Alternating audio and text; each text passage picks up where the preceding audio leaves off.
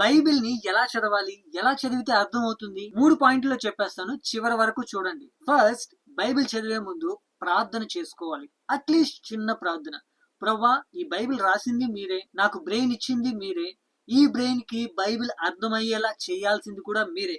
ప్రవ్వా please help me అని చిన్న ప్రార్థన హానెస్ట్ గా మనస్ఫూర్తిగా చేయాలి. సెకండ్ థింగ్ ఏంటంటే, బైబిల్ ని ఏదో ర్యాండమ్ గా కళ్ళు మూసుకుని తెరిచి ఇక్కడ ఒక వచనం అక్కడ ఒక వచనం చదవడం కాకుండా ఒక ఆర్డర్ లో చదవడం అలవాటు చేసుకోవాలి.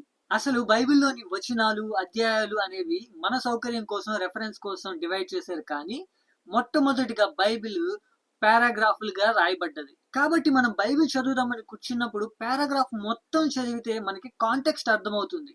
Third thing and last important thing ఏంటంటే, బైబిల్ ని స్లోగా చదవాలి. హడావిడిగా చదివితే ఏమర్థం అవుతుంది? నాకు 10 నిమిషాలే ఉంది, ఈ 10 నిమిషాలు ఏదో ముక్కుబడిగా గబగబా చదివేస్తాను అని అనుకుంటే అది అర్థం కాదు.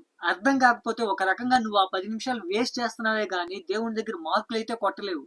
కాబట్టి బైబిల్ ని స్లోగా చదవాలి. స్లోగా చదివితేనే అర్థమవుతుంది. అలా అర్థమైతేనే మన జీవితాలు మారుతాయి. ఇది బైబిల్ ని చదివే పద్ధతి.